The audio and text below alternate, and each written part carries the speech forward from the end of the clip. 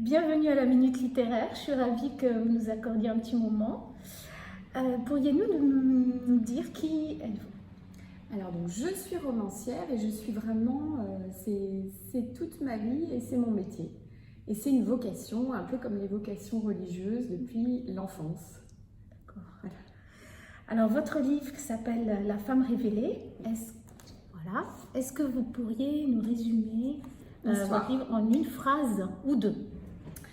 Alors la femme révélée, c'est la femme qu'on voit sur cette photo qui s'appelle Violet Lee et c'est une américaine de Chicago qui arrive à Paris et qui a tout quitté sur un coup de tête. Enfin, on ne sait pas pourquoi elle est partie, ce qu'elle fuit, mais elle se retrouve dans une ville qu'elle ne connaît pas, à Paris, avec juste, elle a emporté une petite valise, son Rolleiflex parce qu'elle est photographe, et la photo de son petit garçon qu'elle a laissé de l'autre côté de l'Atlantique. Voilà. Donc elle s'est exilée, elle se cache, elle s'est déclassée socialement et on va apprendre à la découvrir petit à petit et à comprendre ce qui se joue dans son présent et ce qui s'est joué dans son passé. Alors je vois ici quand même que vous avez eu le prix du Lac aujourd'hui. Donc c'est un festival qui aura lieu en mai 2021. Et donc félicitations. Je suis incroyablement fière de ce prix. Voilà, franchement.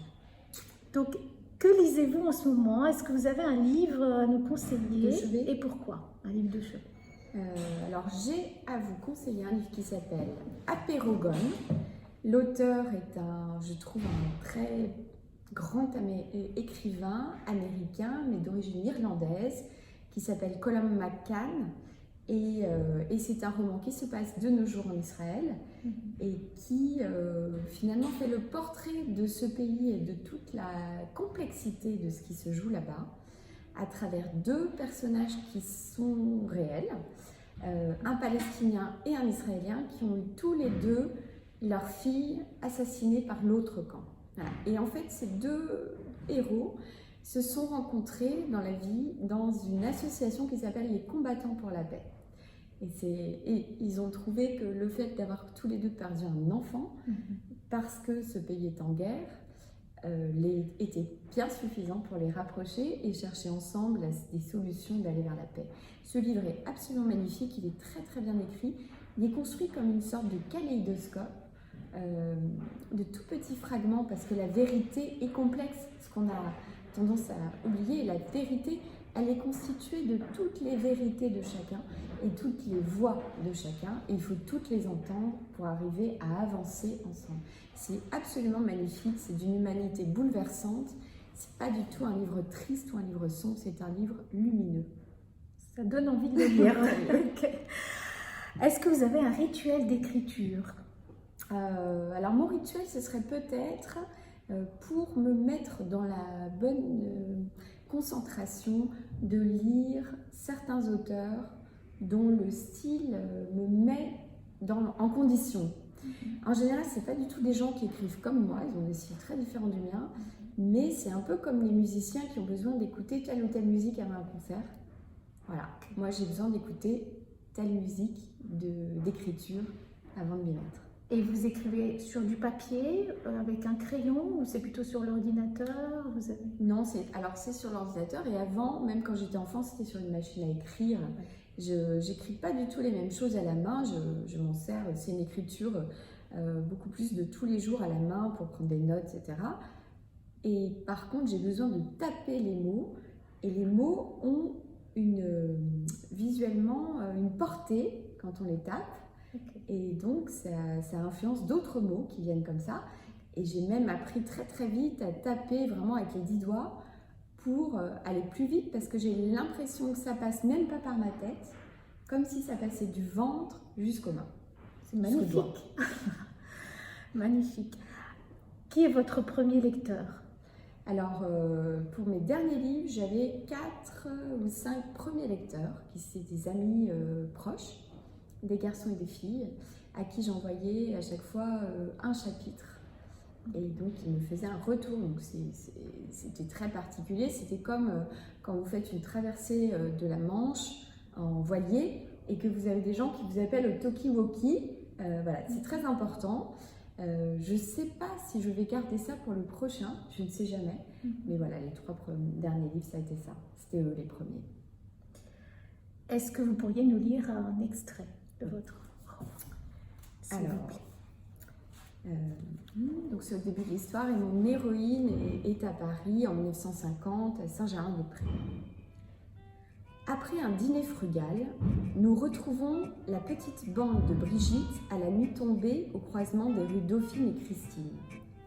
Ici, pour écouter du jazz, il faut descendre dans les caves et patienter longtemps pour avoir le privilège de s'enfoncer sous la terre. En descendant l'escalier, on est assailli par des odeurs de sueur, de parfums sucrés et de cigarettes dont l'épaisse fumée floute les visages et les silhouettes. Effleurant mon Rolleiflex, je cherche déjà le meilleur cadrage pour capturer l'étrange tribu qui se déhanche au rythme de l'orchestre, serré tout au fond sur une minuscule estrade. Insensiblement, mes pieds commencent à marquer la mesure, tandis que nous jouons des coudes pour nous frayer un chemin jusqu'à une table.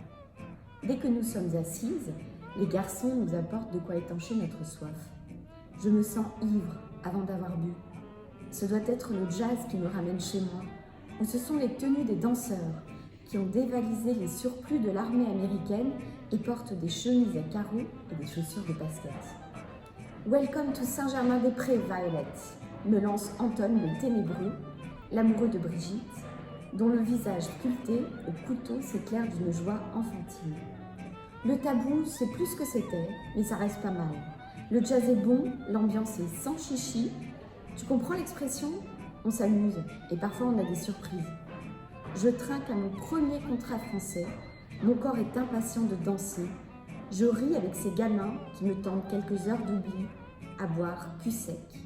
Quand nous sommes un peu gris, j'attrape mon Rolleiflex pour m'approcher au plus près des musiciens. Les entendre ne me suffit pas, j'aimerais leur voler un peu de ce qu'ils nous donnent. Merci, Gaëlle. Merci beaucoup.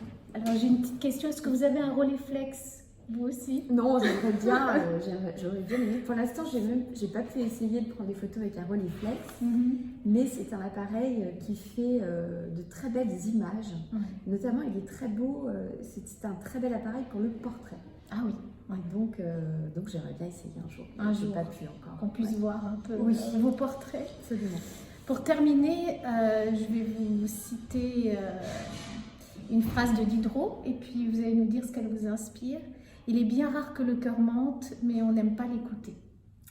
Je pense qu'en effet, qu'il y a quelque chose de très vrai dans cette phrase. Ce que le cœur nous dit, c'est aussi ce que le désir nous dit. Et il est intraitable. Comme les deux sont intraitables. Donc ils nous conduisent dans certaines directions et on passe notre temps avec la raison pour toutes sortes de choses qu'on nous a apprises.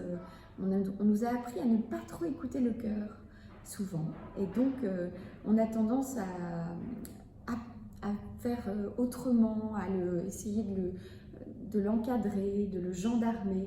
Et c'est exactement ce qui se passe avec mon héroïne. En fait, en définitive, son cœur va la conduire envers et contre tout, là où elle doit aller, c'est-à-dire dans la vérité d'elle-même. Mais ça, sa raison bataille en permanence et longtemps contre le cœur. Merci sur cette jolie dernière phrase, Gaëlle Nohan. À bientôt. À bientôt, avec grand plaisir.